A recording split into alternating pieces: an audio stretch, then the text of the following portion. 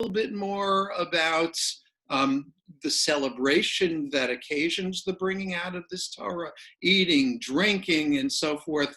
A few verses down the middle of the page, the Levites saying, don't be sad because it's a holy day. The sadness, interesting, emerges from the fact that the people are hearing this Torah and they don't know it. And that's crucial to what we see here. They're gathered for this great public reading and they hear teachings that are telling them to do things that they've never done. How do I know that? Because if we go a little bit further down on the page, on the second day, the heads of the clans and all the people and the priests and the Levites gathered to Ezra the scribe to study the words of the teaching, right? So remember, they didn't have 2 days of Yontif. There weren't 2 days of Rosh Hashanah in their day. They gather on the second day, not because it's still a festive day, but because the study of the Torah must continue. So they gather with all of the heads of the people and they continue to study. And what happens? In the next verse, they found written in the Torah of the Lord that the Lord had commanded Moses that the Israelites must dwell in booths during the festival of the 7th month. The word translated as festival in the Hebrew is Hag. Many of us know that word. In its original Hebrew pronunciation, it was identical with the Arabic, that is to say Hajj, and it means the pilgrimage, right? So they discover that there's supposed to be a pilgrimage festival in the 7th month, and now go on to the next page, okay? And we will see that, lo and behold, I'm skipping a few verses. They learn that they've got to make lulav and etrog. So we see a description of that on the top of the page. They've got to make booths, right? And so they do so on their roofs and their courtyards and so forth. That's the second verse on this page. And then, and I've emphasized this to you in italics, we see the whole community that returned from the captivity and made booths and dwelt in the booths. And now look at the, the side comment, which the text makes. The Israelites had not done so from the days of Joshua, the son of Nun, until that day. And there was very great rejoicing. So here we see a description of the people gathered to hear the reading of the Torah. As they read the Torah, they actually have what for them is an unsettling discovery. The discovery is that in the middle of the month that they have now entered, there's supposed to be a pilgrimage in Jerusalem. And so they begin to act on that. They go out and collect the various species that they need.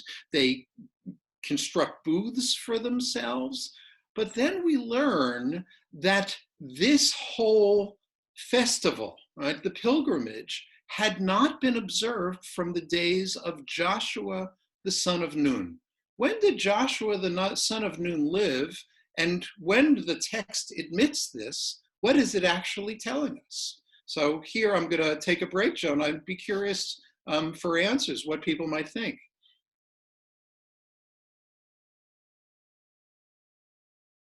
What do you think?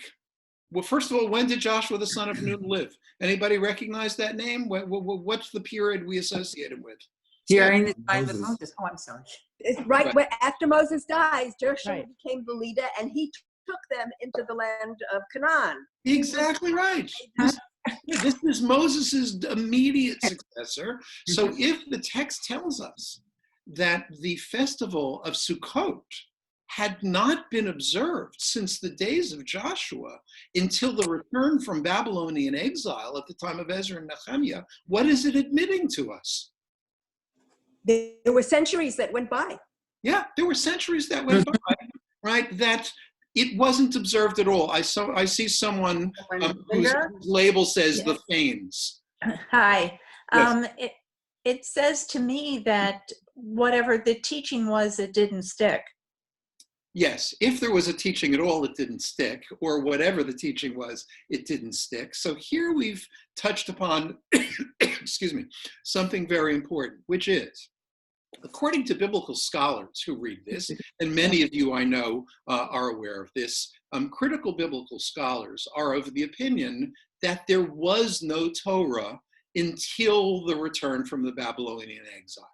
Right? There were laws, there were teachings, but they weren't consolidated into what we know of as the Torah until the Babylonian exile and the return therefrom. And they look at pieces like this as evidence of that, because this isn't the only time we discover that, lo and behold, the people of Israel through the entire period of the kingdoms did not observe what we know of from the Torah. Imagine, right? Not celebrating Sukkot. Elsewhere, we learn that Israel didn't observe Pesach during this period.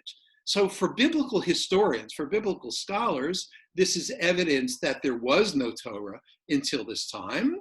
For others of a more traditional inclination, it's at least evidence of the fact that whatever the Torah was, it wasn't being observed. And so now to transport us, excuse me, back to this moment. Can I ask a question about this? Yeah, please, go ahead, Diane. Oh, I'm sorry. I need to jump, but I did want to ask before that other nice lady. It's almost very much like what's happening now, that we have a very difficult time period. This is a terrible tragedy, this pandemic. So it's almost like we needed a tragedy to finally be able to come back to some sort of normalcy and regain what we have lost over all those centuries. Beautiful, beautiful. And the only question is, how revolutionary is it? So let's hold for just 1 second. I'll invite more comments in just a moment. But we see them observing this holiday that had not been observed. And then there is a last verse that I've quoted from this chapter that's actually very important. Joan, you don't have to throw it back on screen. Okay, I'll read it.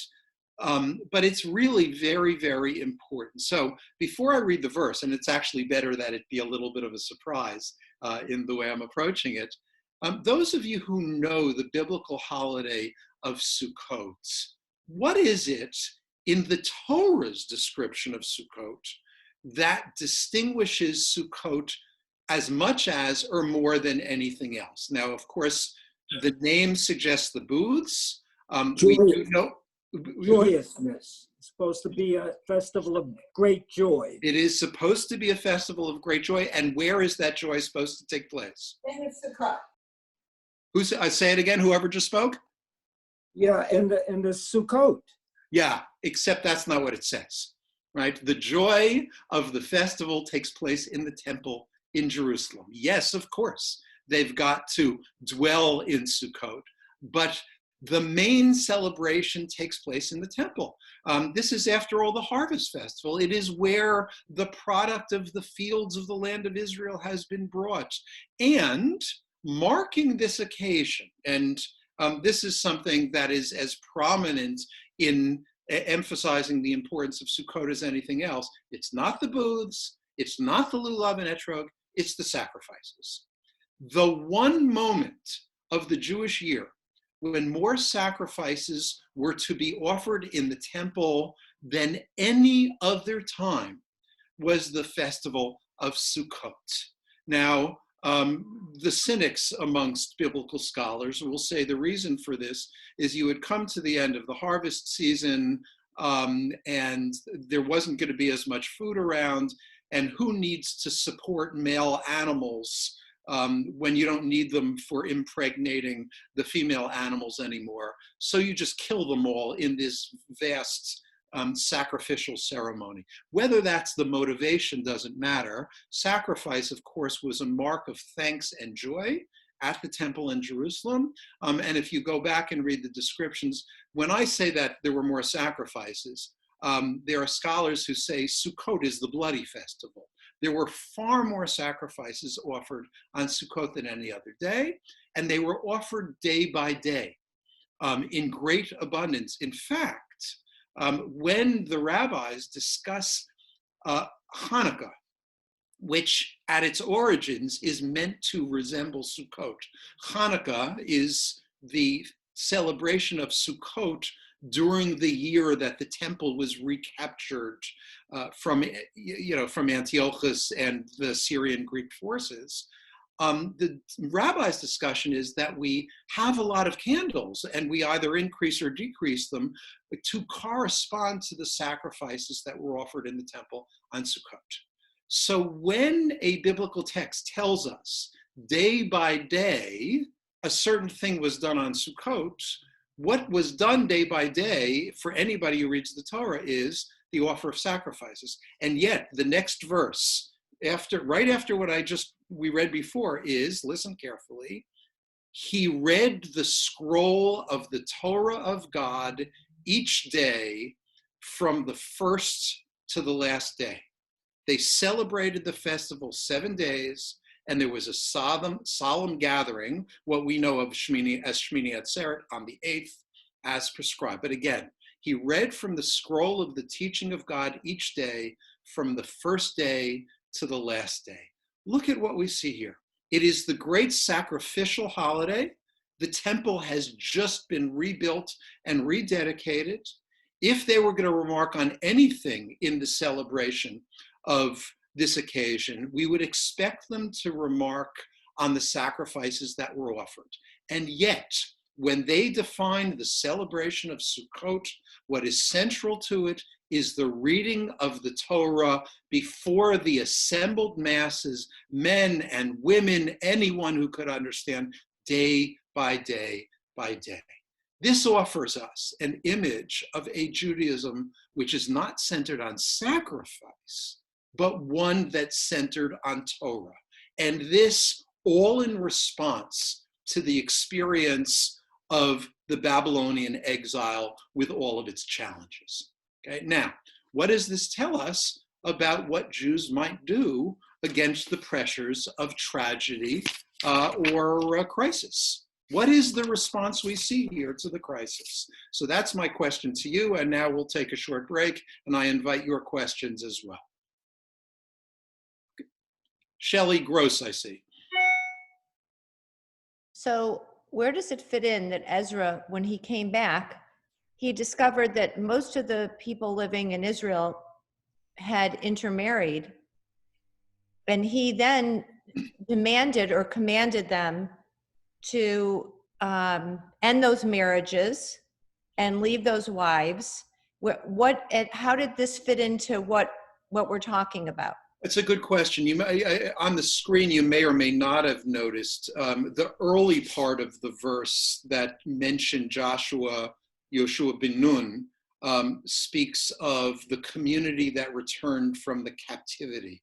In Hebrew, kol kahal hashavim min hashvi.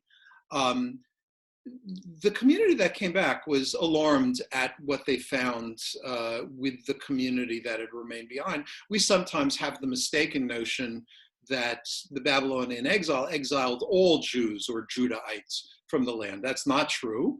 The Babylonians exiled actually the upper classes, meaning the literate classes, the ruling classes, those who would influence identity, but left the lower classes behind in order to work the land so that it wouldn't fall into abandonment, so that it would be worth something. When the community of the exile came back, again, more educated, leaders as they were, they did not get along well with the community that left behind, and they actually, in the end, clearly rejected them. So when they began to rebuild Jerusalem and the temple, the community that had remained approached the leadership of the returned community and said, let us help you. And those who had come back from exile said, no, we don't want your help. So that's the bad side of it. It's Jews not getting along with Jews. The interesting side of it is that what all of this means is that, ironically, Judaism as we know it is Judaism of the exile, right? That the assumptions and beliefs that informed what Judaism would become emerged not from those in the land, but emerged from the experience of Jews in the Babylonian exile. Other comments or questions on this? I mean, I really want to emphasize, what we see here is, I believe, revolutionary. First of all, according to biblical scholars, the Torah itself is a product of this. The response to the crisis is to create the Torah. And even if that's not true, the response we see in this chapter to the crisis is to refocus Judaism, right? What's being suggested here is that the primary focus of Judaism should not be the temple, should not be the sacrifice, should not be the priesthood, which of course is very central to the Torah as we know it. It should instead be the study of Torah with all of the very wide implications that that brings, right? Sacrifice can be done only by a certain family of men. Torah study, in the view offered here, can be done by the whole people. And that is truly revolutionary. If you think about it, it's a revolution that Jews didn't fully accept until the 20th century. And other thoughts or questions about this? Could you just clarify one other thing? The Babylonian Talmud and the Yerushalmi Talmud, where does that fit into this time? Because they were focusing. Much later. The Babylonian Talmud was from, after the return, after the Second Commonwealth, when the Romans destroyed the temple, and then, rabbinic Jews went to Babylon. It's much later. Okay, I see someone who's. Ronald, please. Yes, I have a question. It seems from what we've discussed today with you and with other lecturers in the past week with Rabbi Wysotsky, that Judaism is an adaptive religion, and that when faced with a crisis situation, they adapt to the needs of the community at the time of the crisis, whether it was the destruction of the Second Temple or during the Shoah, etc., where desperate times required desperate actions, and the rabbis really did allow for adaptation. It was only during the normalcy times when I would think, at least from what I've read, that everything was fixed in time and that things didn't change, that the halakha overruled any need for adaptation. Well, I certainly agree with the first part of what you said, that, history shows time and again that Jewish culture, civilization, religion, however you want to define it, responded to crisis with great creativity. This is, one example I'm offering, but there are many other examples as well. The funny thing is, during so-called normal times, I'm not sure what normal times are. There are certainly more stable times. But even under those circumstances, there was always change.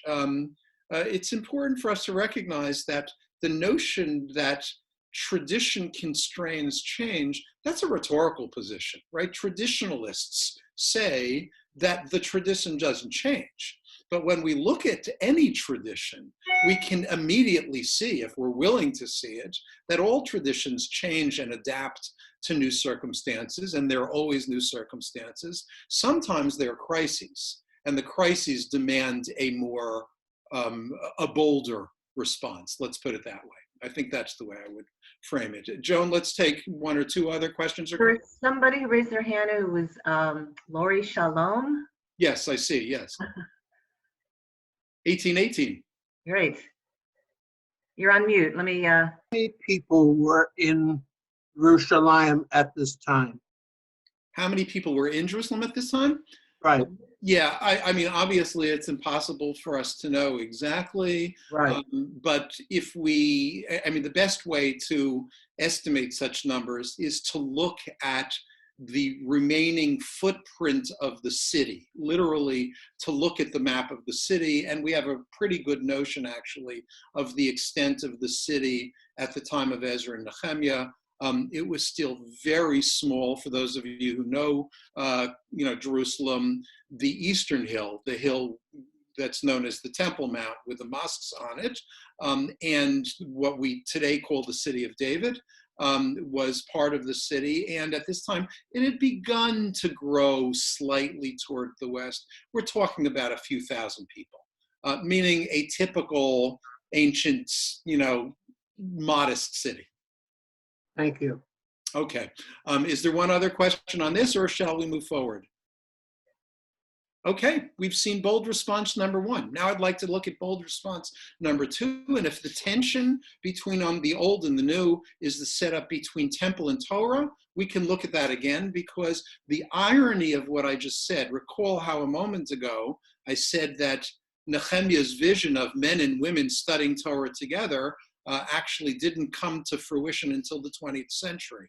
The fact is that in the short term, Ezra and Nehemiah's vision of Judaism as a Torah religion did not come to fruition much at all. Rather, what we know about the period of the several following centuries, the so-called Second Temple period, even the fact that we call it a Second Temple period, means that the temple continued to be the center of Jewish practice and Jewish identity, the temple in Jerusalem.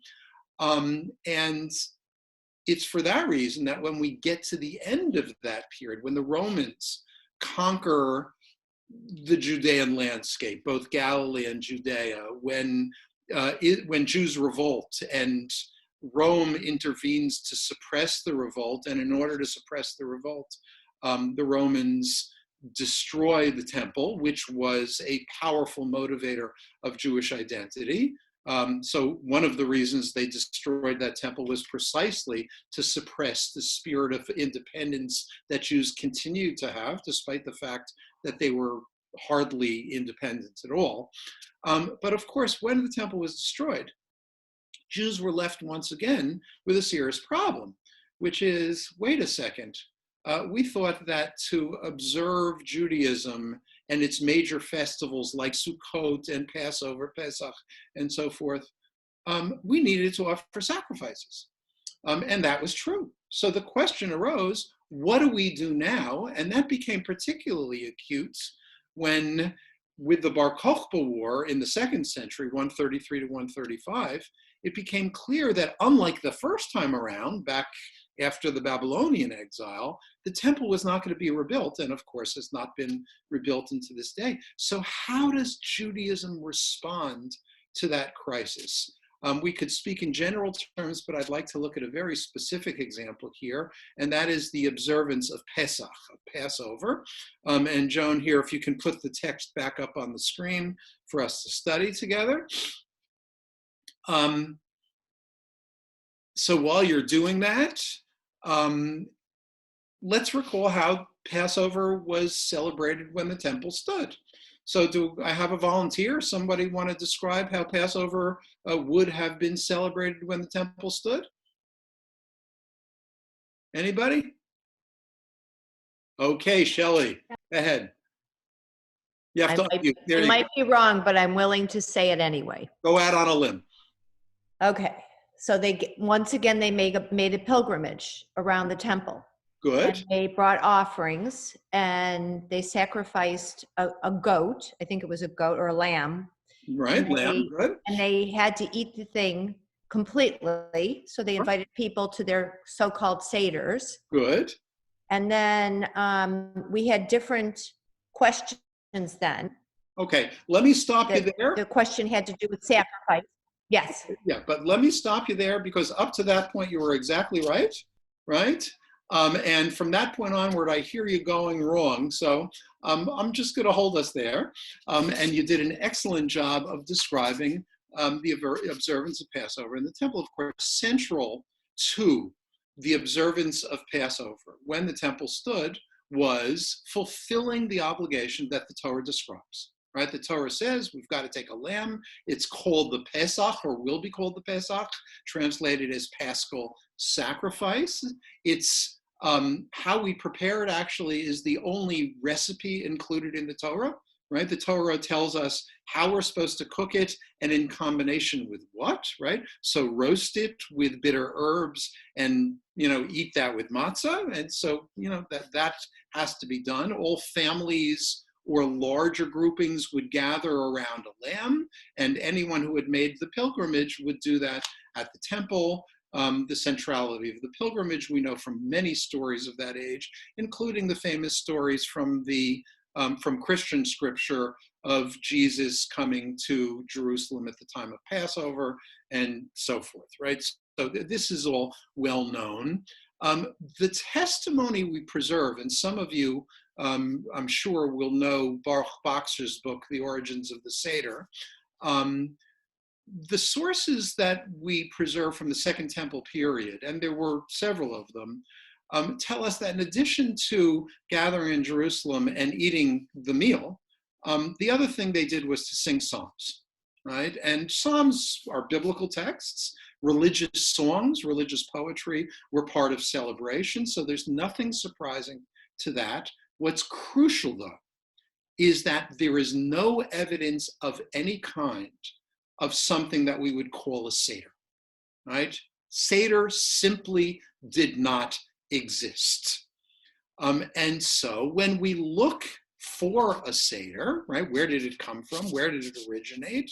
The answer is in the text that you see in front of you, which is marked as Psachim, Mishnah Psachim, chapter 10. So it begins, and there's not a lot of text here, but it's very clear in indicating what's done and, as we'll see, how it's different from what was done before.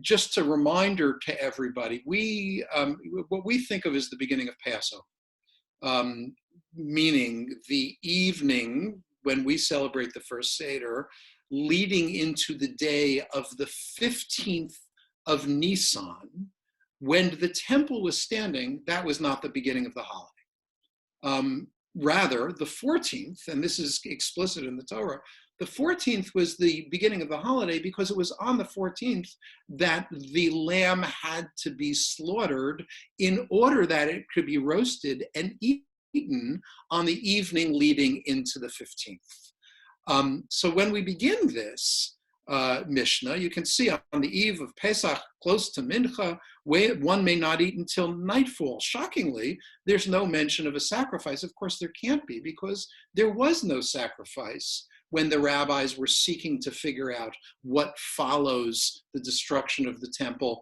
when we try to observe Passover. So they begin with simple observations about preparation, right? Don't eat so that you have a good appetite when the evening comes. Even the poorest person shouldn't eat, right? Despite the fact that they might be hungry, and not until they recline, because everyone has to be free on this evening, and they should not, they give him not less than 4 cups of wine, meaning even the poor person, even from the charity plate. So you can see this is anticipatory. It doesn't tell us anything yet about what we'll be doing on the eve of what we call the Seder. Now it goes on. They mixed for him the first cup, and then there's an argument because these are rabbis. And the school of Shammai believed that the blessing over the day should come before the blessing over the wine, Borei Pri Hagafen, and Beit Hillel says the blessing over the wine comes before the blessing of the day. They're arguing here, obviously, about Kiddush, right? And this is the beginning of the ceremony, which we still, to this day, do with Kiddush, and the difference, which applies both for the holiday and for other holidays and Shabbat, is which comes first, the blessing for the day or blessing for the wine. Hillel wins. We've begun with Kiddush. Now, we go on to a significant text, which includes a large part of the Seder, in fact. So, I can't seem to scroll this down. So you're not able to scroll it? No, it's stuck. Well, I'll read it if you can't do it, but oh, that's not good. Yeah, none of us can scroll it. Okay, well, that should be controlled from the middle here. Let me see if, no, you're controlling it, so it's your screen, Joan. You can't do it? Here it is, here it is. There you go. Okay, good. So let's go to the next page. Next page. Good, there we are, perfect, leave it there. Okay, now it goes on and you can see, they bring in front of him, the Hebrew doesn't make clear what it is that was brought in front of him, evidently the one leading what we call the Seder. He dips lettuce before he reaches the appetizer that precedes the bread. The translation of this is a little bit difficult, but you can see this obviously relates to the dipping that we do, and the dipping is done with lettuce, a green. I should remark that the lettuce is also maror. They did not have karpas and maror. Those were not two different things. You can see here that their assumption is that the bitter herb is the bitter herb. The green is the green, and it's translated here as lettuce. So they bring before him matzah and lettuce, that is maror, and charoset, though the charoset is not mandatory. And then we have a small addition, which kind of tips the hat to the temple. In the temple, they bring the body of the Pesach before him. But notice, all of this assumes that the people who are being addressed are observing this not in the temple, but outside. Okay, so dipping, a little bit of playing around here, and then we get to the mixing of the second cup. So they mixed him a second cup, and here the son questions the father. If the son lacks the intelligence to ask or the understanding, the father instructs him. We'll come back to this in a moment. Now, I didn't ask this question above, but I'll ask it here. Does anybody know what this mixing of cups of wine is? Anybody? You can speak up through the electronic crowd if you like. I think they diluted wine. Yes, at that exactly time. right. The Roman custom, as the Greek custom before it, was to mix wine, to dilute wine with water, water with wine. There were different customs for the measurements, and Jews, being Romans of the Eastern Empire, did exactly what all other cultured Romans did. They didn't drink their wine undiluted, but drank it by mixing it. You can go to the Metropolitan Museum, to the Brooklyn Museum. Well, you can't actually go today, but when they reopen, go to the Greek or Roman galleries, and you'll see craters, which were the mixing bowls that were used for these occasions. But you see here something very interesting, actually. So they mix a second cup of wine, despite the fact that they haven't eaten anything beyond hors d'oeuvres yet, right? And if the mixing of wine has a ritual purpose, as in the Kiddush before, the question immediately arises, why are they dipping and then all of a sudden, in a way that doesn't make any sense, mixing a second cup of wine, right? And so look at the way the Mishnah says it. Here, the son, we might prefer the child, questions the father, right? But then it goes on and says, and if the son lacks understanding, the father instructs him, and we'll come to that in a moment. But why would the son ask the father a question here? The answer is because everything that's been done to this point after Kiddush has been designed to provoke questions. Dip in order to provoke a question. Why are you dipping on this occasion? We mix a second cup of wine, even though that doesn't belong there, right, to provoke a question. Father, why are you doing this? It doesn't belong here. And the Talmud adds to the Mishnah other examples which come to be preserved in our Seders. This is all a very carefully orchestrated provocation toward questions, but then notice what happens. If the son hasn't been provoked to question because they're not sensitive enough to what's going on or they don't understand it well enough, then the father actually draws the child's attention to what's different about this night. And what follows, even though we know of these as the 4 questions, are not questions at all, and the translation has gotten this well, it's actually 4 observations. So how different this night is from all other nights. On all other nights we eat chametz and matzah. Tonight only matzah. On all other nights we eat other vegetables. Tonight only bitter herbs. On all other nights we eat meat roasted, boiled, or cooked. Tonight only roasted, referencing the Passover sacrifice. On all other nights we dip once, tonight twice. And according to, and now listen very carefully, because this is crucially important, according to the intellect of the son, the father instructs him, and now he begins with shame, meaning he begins telling the story of Israel with Israel's shameful beginnings, and concludes with praise, and expounds. It's a good translation, right? But if you look above to the Hebrew, for those of you who understand the Hebrew, the word is doresh, right? And here doresh, expound, means do midrash. And expounds from a wandering Aramean was my father until he completes the whole section. In other words, what we see here in the rabbi's design of what would become only later the Seder as we know it is an exercise in bringing the family together, enacting certain rituals that will provoke curiosity, questioning on the part of the children, and then beginning a process of instruction in rabbinic Torah.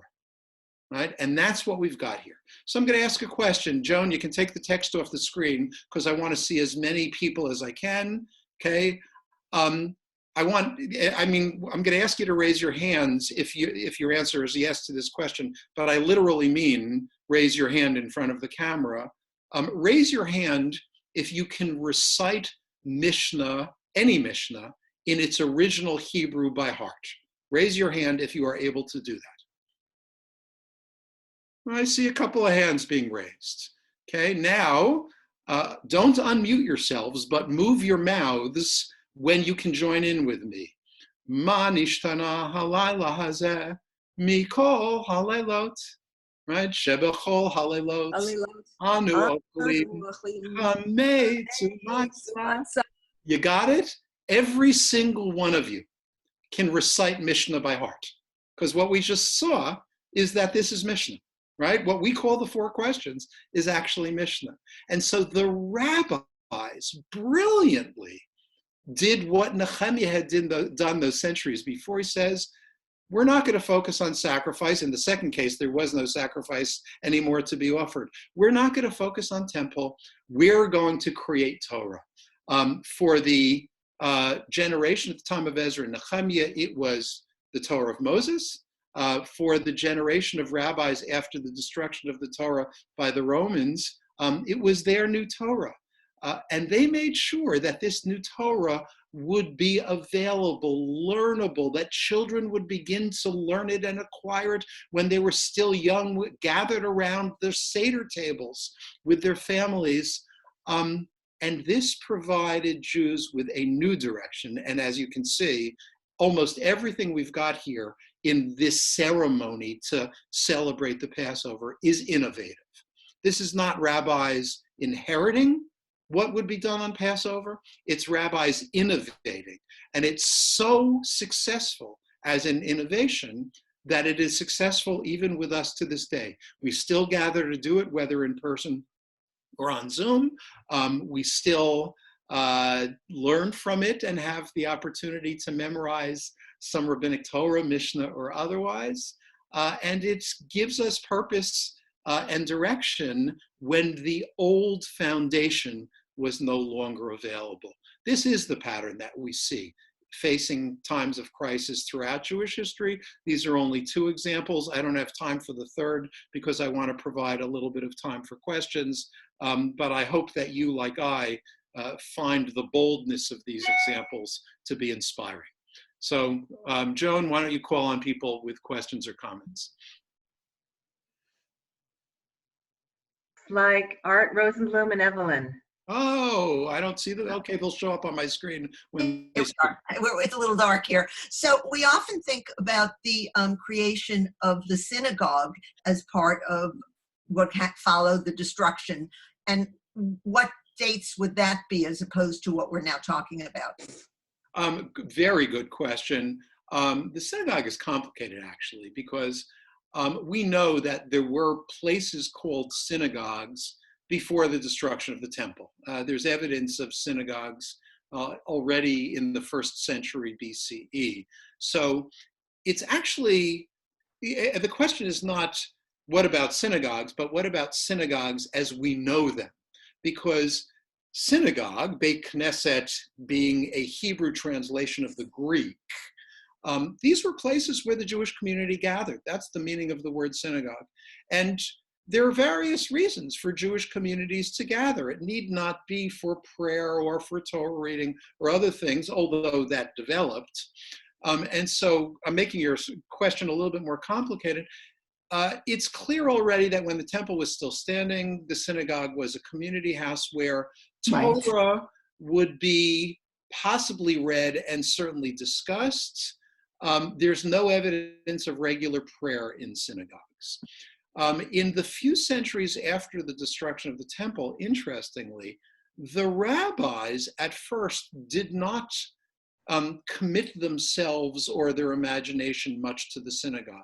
They did develop prayer, but they didn't insist, at the beginning at least, that prayer take place in the synagogue.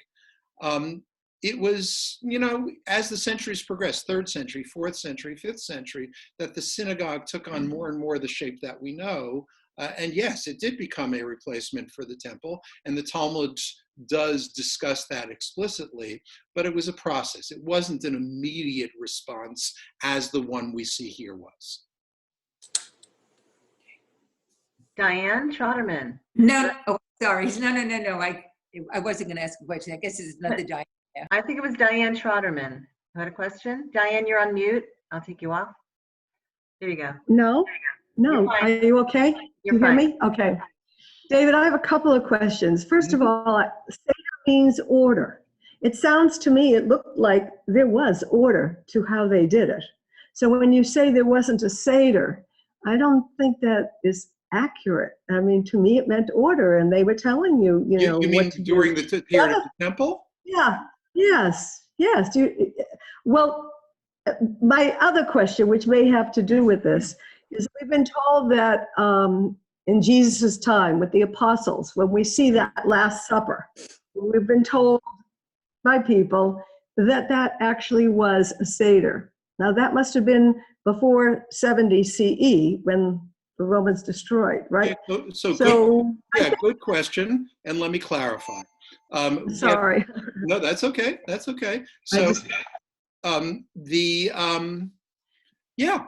mean, those depictions, whether literary or visual, of the Last Supper showed the disciples with Jesus gathered for a Passover meal. I would not call it a Seder. There was not an ordered ceremony when the temple stood. There were certain things that needed to be done, eating certain things, cooked in certain ways, with songs of praise. That was far from what we call the Seder. And I can now add something. You may have noticed that I kept on saying what we call the Seder, right? The reason for this is because the rabbis of the Talmud never referred to it as the Seder either, right? And technically, there was no such thing as a Seder until the Middle Ages, okay? What I mean by that, let me explain, because so that, I'm using the word in a careful way here.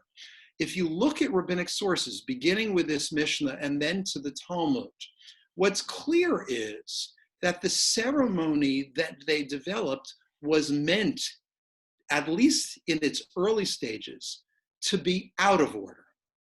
And they literally never used the word order, Seder, to describe it. It was meant to be out of order. And the reason it was meant to be out of order is because its very purpose was to do surprising things to provoke questions. What happened in the Middle Ages is that with codification of many Jewish things, this ceremony was codified in a very particular order as well. It came to be known as Seder Shel Pesach. I happen to think personally that the worst thing ever done in Jewish education is what they do at every day school and every Hebrew school everywhere in the world in our generation and before, and that is to have the children memorize the steps of the Seder. Kadesh, Urchatz. The whole point was that they wouldn't know what comes next, right? And good education is about surprising and provoking people. It's not telling them what they already know. It's about challenging them to think about what they don't yet know, right? So that would be my response. Shelley Gross. So coming off of that same thing, my question is, what if you don't know like the kids are asking the questions. Let's say we really mixed it up today. Yeah. And we made it a surprise and just did things differently, Mhm. totally differently in order to evoke questions. But who knows the answers? Like, what if the parents, it becomes a problem? Except that, listen, I speak as a teacher with a lot of experience, right? The best education is the one that leads to questions that you don't know the answer to, right? I often have the experience of not knowing an answer, and so we can speculate together. It's interesting. I was involved in a family meeting this past week. It was my mother's yahrzeit, and we did a Zoom, I'm sorry, my father's yahrzeit. We did a Zoom meeting with my entire family, and my nephew, who is a rabbi, conservative rabbi who trained out on the West Coast, told me that when he began teaching about the Seder, most of his Seders had been spent with me, right? So when he began teaching about the Seder, he discovered that, oh my God, you're supposed to read things in a certain order and start with this and go on to that. And I've always taken the Mishnah and the Talmud teaching seriously and intentionally done things out of order, right? So I'm not sorry to admit that some of what I've done has had its impact on the next generation. And it doesn't bother me that we might not know the answer, because that means we can explore the possibilities together. I think Harold had a question. Harold Wolf?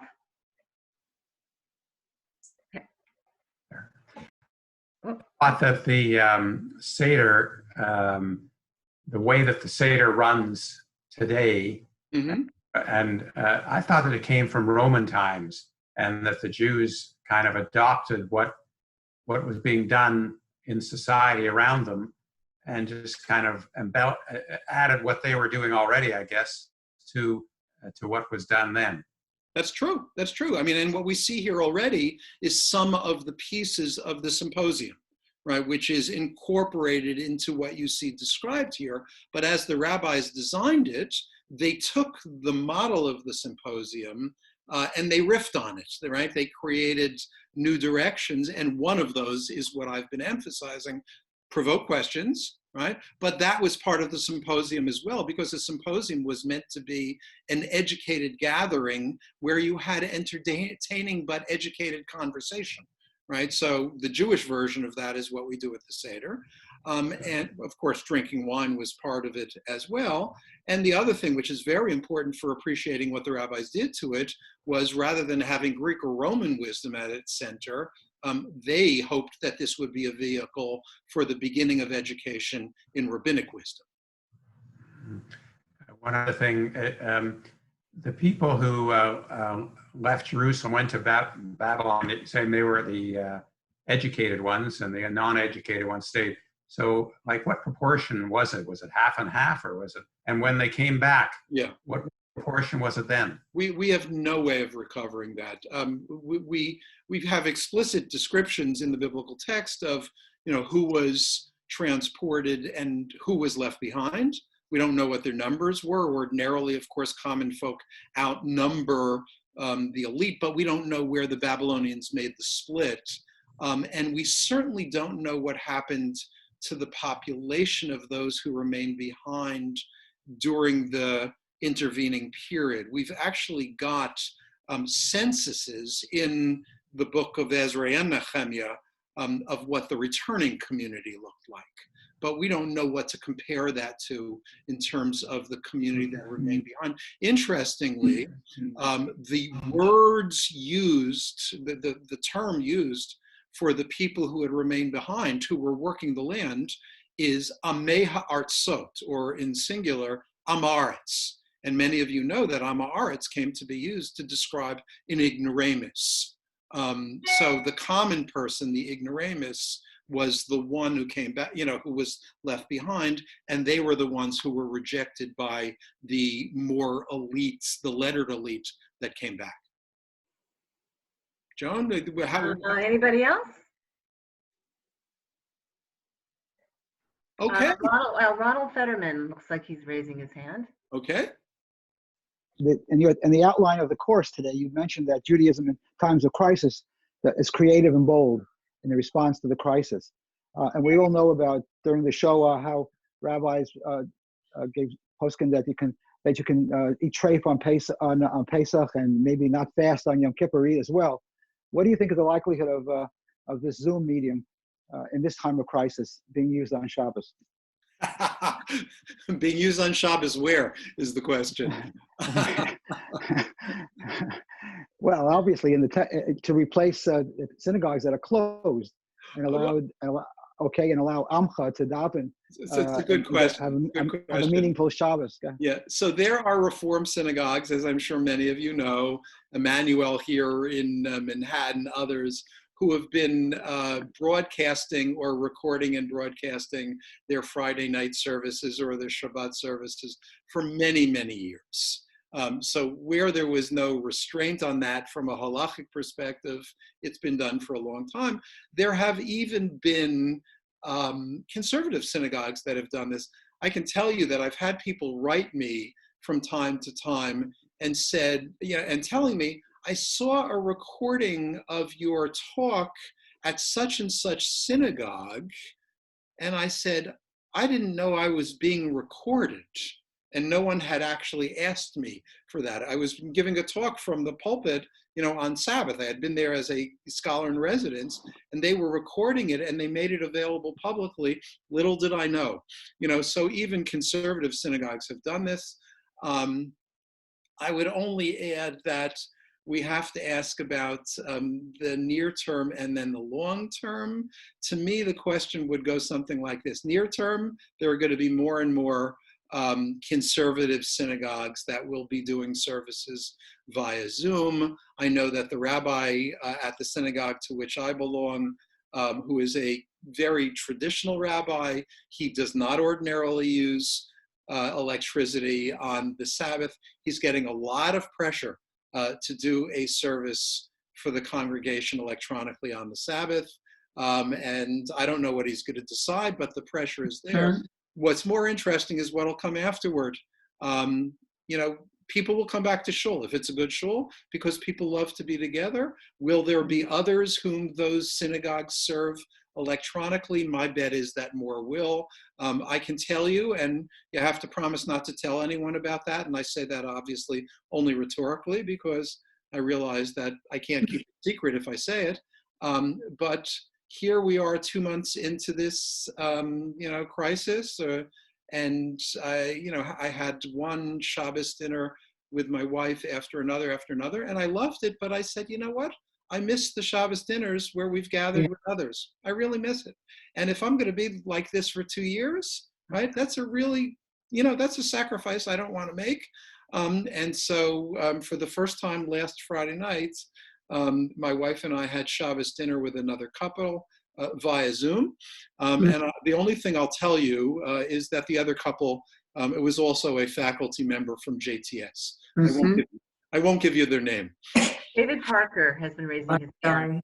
I'm sorry. David Parker.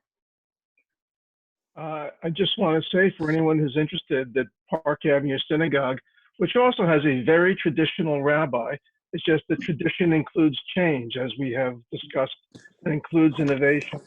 So it's so I don't know what that very traditional rabbi means, but in any event, Park Avenue Synagogue has been live streaming its Shabbat and holiday services for years. We now Zoom all our minyan, daily minyan meet also, but anyone who's interested in a Friday night or a Saturday morning, you go to Park Avenue Synagogue, that's PASYN.org, and it's right there on the homepage, webpage to live stream. And you can all hear Cantor Ozzy Schwartz and Rabbi Elliot Cosgrove, two very traditional clergy people. And on high holidays, I will just say there are communities all over the planet that dial in because they don't have rabbis in their community. We even have one Australian city that has officially changed the hours of their high holidays so that they will coincide with Park Avenue Synagogue's services, and they dial in what is the middle of the night their time to join us. PASYN.org. Okay. David, thank you for the correction Yeah. and for the announcement. I intended certainly no insult. I was using the term to speak of the spectrum between common Reform practice and common Orthodox practice. There are a whole variety of ways to be traditional, and what I would say is that if the response that is exhibited is one that carries Torah in a creative way forward, then for me that's as traditional as it comes. Linda Thane. I'd like to ask a question. Hi. So I wanted to say that prior to this, we had only Zoom services twice, and it was because we have a family where the child was going to be a bat mitzvah and the father was in the hospital with brain cancer. So we made an exception and allowed for broadcasting the service. And it was done very tastefully and nobody objected. But when this started, when we were closing the temple, we had a meeting about it and decided that we were going to Zoom services. And it's been wonderful. It's the first time that here we are going into summer, and we have had full minions every night, usually more people attending than we would have in person.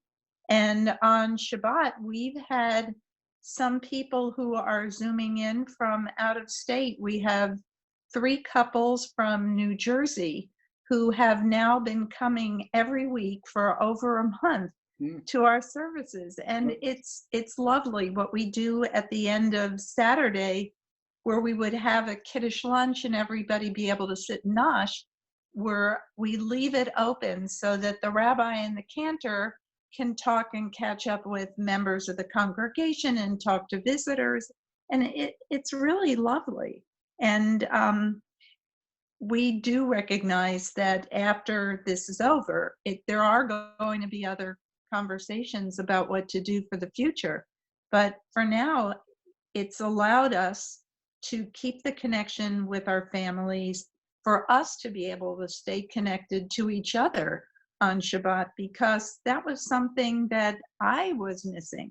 You know, you can do a certain amount of it in the house by yourself, but you want to see your friends and you want to see people and you want to hear other people's reaction to the same thing you heard. So I think it's been a wonderful way to carry everything forward.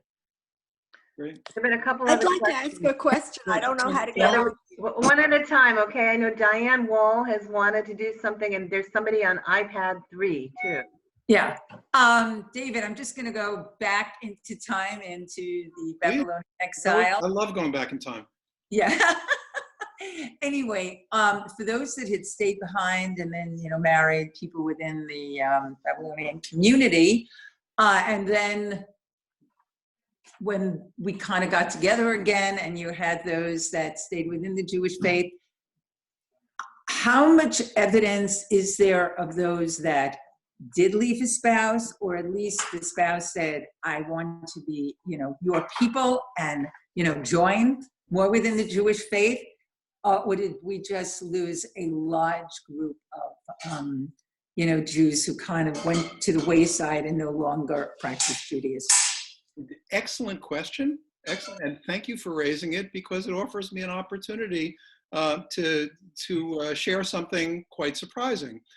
Your question, and I think many of us would agree with the assumption of your question, the assumption we make is that, of course, in diaspora, Jews are more likely to mix in with others, to intermarry and so forth, and that when we are in our own land, we will resist intermarriage.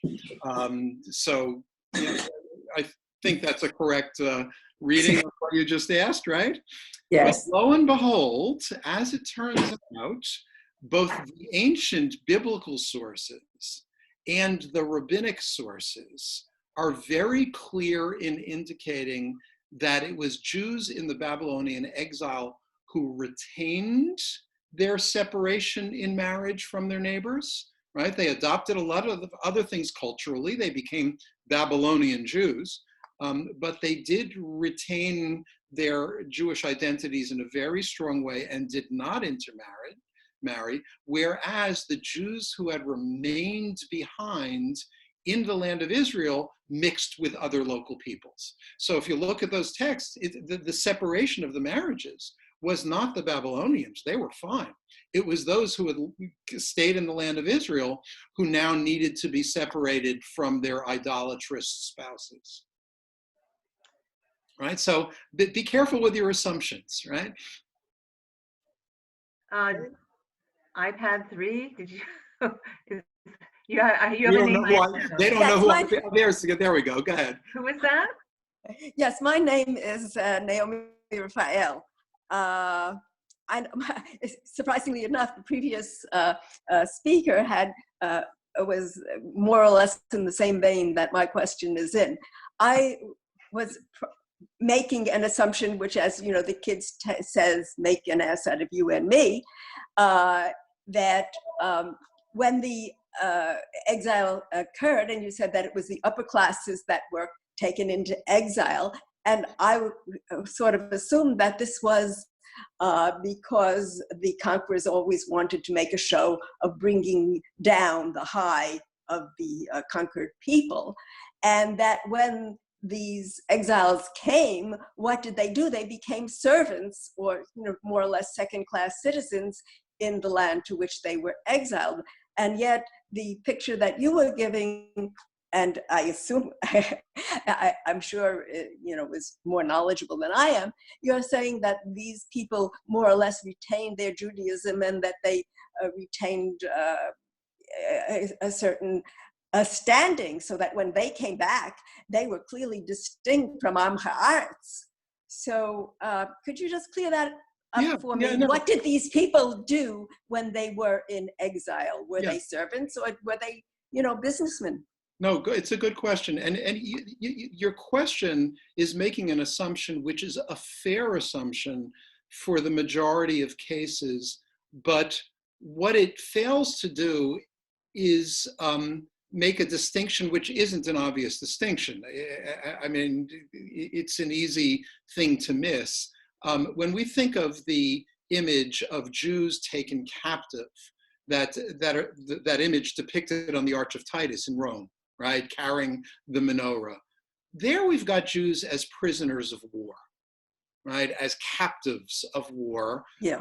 And precisely as you described, the Romans marched them in through the foreign in order to show the great defeat of the Jewish nation and the wealth that had been accumulated. And they were presumably at the beginning made into servants and so forth, in exactly the way that you suggest. Babylonian exile was something different. The Babylonians had a policy of suppressing local spirits of independence in order to assure the relative stability of the lands that they conquered. And so they would take the educated elite and exile them. That was part of the Babylonian policy for any people that it's conquered. They would exile the upper classes. And of course, if you exile the people who control the production of literature, wealth, and so forth, that's going to be a serious blow against any local spirit of resistance. And that's precisely what they accomplished. But they were not taken as prisoners of war. The purpose was to accomplish the policy. And it was actually, ironically, otherwise an enlightened policy. So when Jews came to Babylon, they were allowed to live as freely, as they saw fit. They built homes, they planted gardens, according to, the record we've got from Jeremiah. They settled and lived well. And even when some of those exiles returned, other Jews continued to remain in Babylon, to live as Babylonian Jews, and remained there for centuries. So it's a very different picture. There's no evidence that they were made into servants. If anything, they quickly became homeowners and tradesmen and so forth. Okay, Joan, I'm looking at the time. How long do we go here? I'll stay as long as you like, but you know. Yeah, we can't hear you. Sorry, it's EJ Laserman? Close enough. Okay. To maybe respond to iPad 3 a little better, it was Nebuchadnezzar who took us captive. But shortly thereafter, he was conquered by Cyrus the Persian, who is a great, great man, Right. and wanted Babylonians to keep their culture and for the Jews to keep our culture.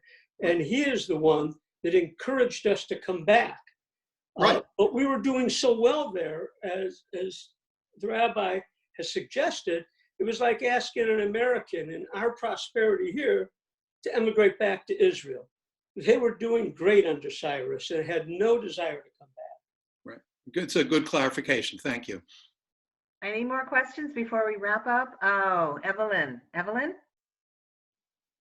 Mute. Yeah. So just carrying this one further, when the Jews or those who came back, some of them came back to Babylonia, you mentioned that there was a schism between them and those who had remained. Right. Do you know the history of what happened? Did they reintegrate? Was there some falling out that continued? We don't know exactly. It's possible that those who had remained behind, who were now called, you know, Amei Ha'artzot, Amei Haaretz, it's possible that they just faded away or were absorbed, you know, but not in any clear way.